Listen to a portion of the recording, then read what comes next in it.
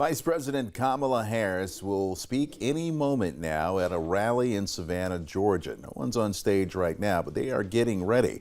We want to take you there live. This is happening at the In-Market Arena, which at full capacity can hold up to 9,000 people. Harris and her running mate, Minnesota Governor Tim Walz, spent the day yesterday touring that city, visiting a local high school and restaurant. We will stream Harris's remarks on our website, live5news.com. Live 5's Ann McGill is there, and we'll have a breakdown later on this evening. Also later tonight, Harris and Walz will sit down for their first interview. Now, it comes after the two have faced criticism for not engaging more with the media. I want to bring in Live 5 senior national correspondent Peter Zampa. Peter, what do we know about this interview? Well, Raphael, first of all, we know that this is something the campaign understood needed to happen.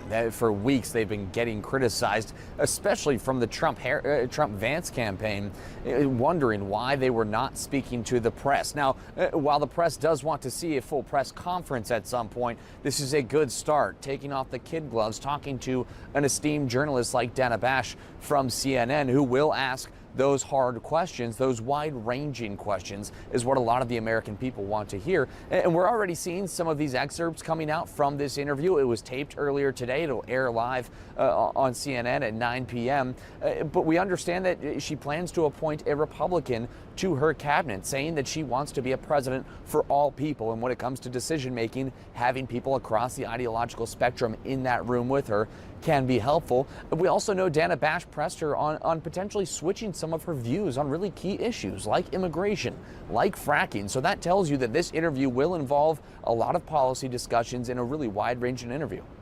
And meanwhile, Harris's opponent, former President Donald Trump, is participating in a town hall tonight with former Democrat Tulsi Gabbard. Tell us more about that.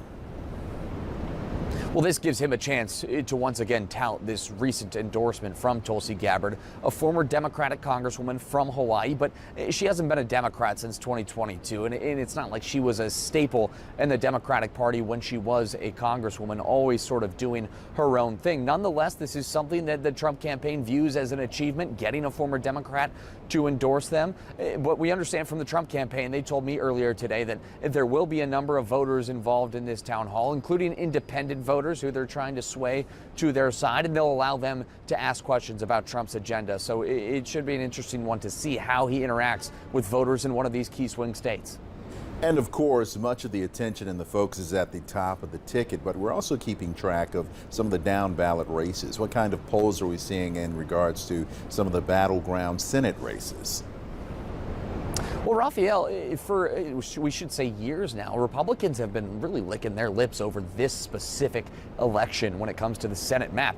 Democrats are defending all over the place in tough states like Montana, Ohio, West Virginia, all three very red states, and those are very much toss-ups, but they're also defending in battleground states like Minnesota, they are in Minnesota, but also Michigan, Wisconsin, Arizona, Nevada. These battleground states that could decide the presidential election, Democrats are trying to defend their seats in those, and the numbers right now are looking really positive for some of these incumbents. The recent Fox News polling showing that in Nevada and Arizona, those races have the Democrats up by double digits, and even in some states that Democrats didn't even really dream of, like Texas and Florida. They're clawing their way back to really low single-digit margins here, which forces those Republicans to spend a lot of money in those races, which has an impact elsewhere. So right now, the Senate map still probably in Republicans' favors to take the Senate, but it's all about margins in the United States Senate, and Democrats not looking as bleak right now as some folks might have thought. Peter Zampa, thank you so much, reporting for us in New York.